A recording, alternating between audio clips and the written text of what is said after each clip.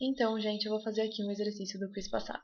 Ele é bem assim. Considere a função f de xy igual a e elevado a menos x quadrado menos y quadrado, onde x é igual a xt, y igual a yt, são funções desconhecidas de uma variável t. Aí o que ele fala? Questão A. Calcule df dt em termos de x, y, dx dt e dy dt. O que a gente tem aqui?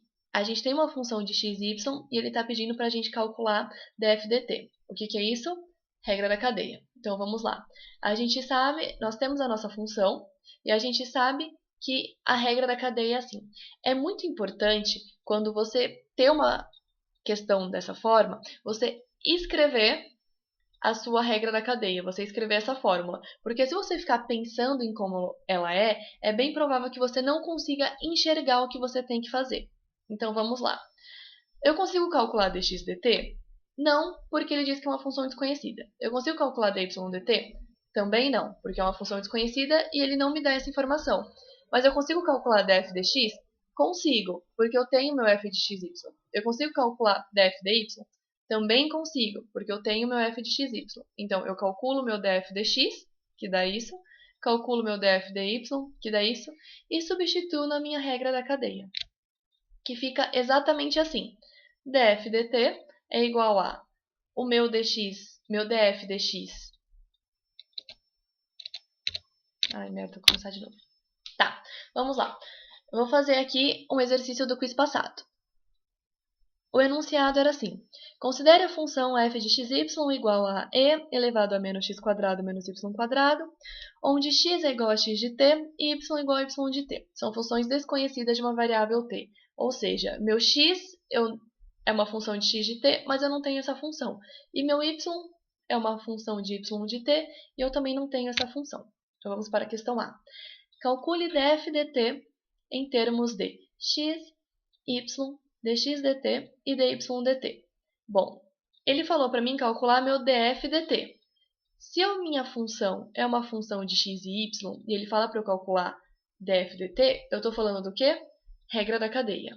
Então, é bem importante eu ter essa fórmula decorada, porque se ele fala para mim calcular pela regra da cadeia, é legal eu escrever essa fórmula, porque assim eu consigo enxergar o que eu tenho que fazer no exercício.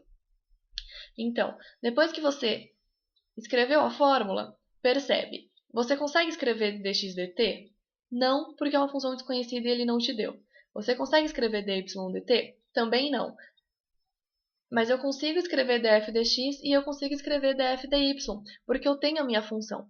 Então, eu calculo meu df dx e eu calculo meu df dy. Depois que eu calculo, eu pego e substituo na minha equação da regra da cadeia, que é exatamente aqui.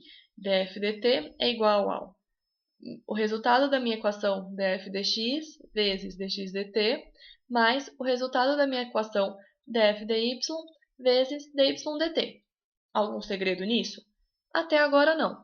Mas nota que eu consigo colocar em evidência esse meu e elevado a menos x quadrado menos y quadrado e o menos 2, eu consigo colocar em evidência nessas duas partes. Então, o que eu faço?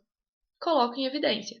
Eu deixo menos 2 vezes e elevado a menos x quadrado menos y quadrado vezes o quê? X dx dt, mais y vezes dy dt. Y vezes y dt. Pronto. Resolvi minha equação, resolvi a minha questão. Era só isso, gente, é bem simples.